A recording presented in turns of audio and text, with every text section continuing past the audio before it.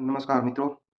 Meesho લિમિટેડનો IPO આવી રહ્યો છે, જે 5,421 કરોડ રૂપિયા માર્કેટમાંથી ઉઘરાવશે. 105 થી 111નો ભાવે શેર ઓફર થશે અને આજે 3 તારીખે ખુલ્યો છે, 5 ડિસેમ્બરે બંધ થશે, 10 તારીખે લિસ્ટ થશે. તો આ આઈપીઓની ડિટેલમાં થોડી ચર્ચા કરીએ તો મિશો લિમિટેડ, મિશોની એપ લગભગ આપણા મોબાઈલમાં તો હશે જ તે, ને આપણા મોબાઈલમાં નહીં હોય તો આપણા ઘરનાના મોબાઈલમાં તો 100% મિશો લિમિટેડની જે ઓનલાઈન પ્લેટફોર્મ છે એની એપ એ હશે જ તે.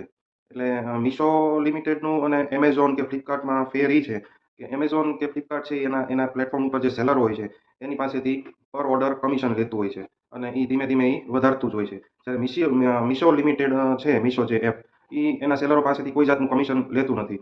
એના હિસાબે શું છે, સેલરોને સામે એમેઝોન ફ્લિપકાર્ટ ઉપર કમિશન દેવું પડતું હોય, એટલે અલ્ટિમેટલી ગ્રાહકોને પાસ ઓન કરવું પડતું, એટલે એના પ્લેટફોર્મ ઉપર એને મોંઘું એ જ એક જ વસ્તુ એમેઝોન ઉપર વેચે તો મોંઘી વેચવી પડે. જ્યારે મિશોવાળા એની પાસેથી કમિશન નથી લેતા, એટલે સેલર છે એ તે સસ્તું મિશો ઉપર વેચી શકે છે. આપણે ઘણીવાર જોઈએ છીએ કે એકની એક જ પ્રોડક્ટ એમેઝોન ઉપર અલગ ભાવ હોય અને મિશો ઉપર એનાથી સસ્તી, લગભગ 50% સુધી સસ્તી તે સેલર વેચી શકે છે. એટલે એ એમેઝોનમાં, ફ્લિપકાર્ટમાં અને મિશોમાં એ ડિફરન્સ એ છે. મિશો છે એ એની આવકનો મોટા ભાગનો લગભગ 88% જેટલો હિસ્સો ભારતના જે મુખ્ય શહેરો, 8 જે મોટા શહેરો છે એ સિવાયના સિટીઝમાંથી, ગામડામાંથી આવે છે.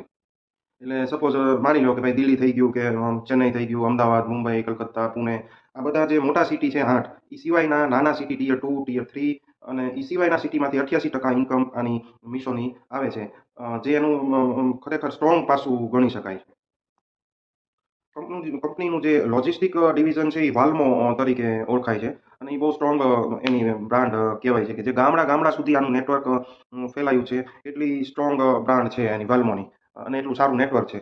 પ્લસ વર્લ્ડ લેવલે કમ્પેર કરીએ તો એમેઝોન કે ફ્લિપકાર્ટની સાથે તમે એનું કમ્પેર કરી શકો, પણ મેં કીધું એમ બેના બિઝનેસ મોડલ ઘણા ખરા અલગ છે.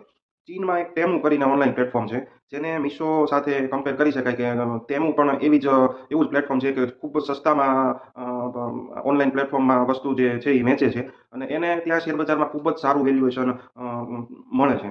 એટલે આપણે એની રીતે ગણતરી કરીએ ટેમુની સાથે, ચીનની જે ટેમુ કંપની છે એની સાથે, તો મિશો ઘણો સસ્તો આપી રહી છે. એટલે વેલ્યુએશનની રીતે જોઈએ તો બહુ મોંઘો શેર ન કહેવાય, ખરેખર સસ્તો શેર ઓફર કરી રહી છે. અને આના જે એન્કર બુક છે, જે લીડ મેનેજરો, એ પણ સ્ટ્રોંગ છે. એટલે લગભગ ગ્રે માર્કેટમાં પ્રીમિયમ પણ લગભગ 47-48 રૂપિયા જેવું આજની તારીખે મળે છે. પણ ગ્રે માર્કેટનું પ્રીમિયમ એ બહુ જ ઇલિક્વિડ વસ્તુ હોય છે. માર્કેટ ડાઉન, લિસ્ટિંગના દિવસે ડાઉન ખુલે તો ડ્રામેટિકલી ઘટી પણ શકે. એટલે ગ્રે માર્કેટના પ્રીમિયમ ઉપર કોઈ આઈપીઓ ભરવો કે ન ભરવો એ એનું નિર્ણય તો ન લઈ શકાય, પણ વેલ્યુએશનની દ્રષ્ટિએ આ આઈપીઓ ભરવા લાયક લાગે છે અને હું પણ મિશો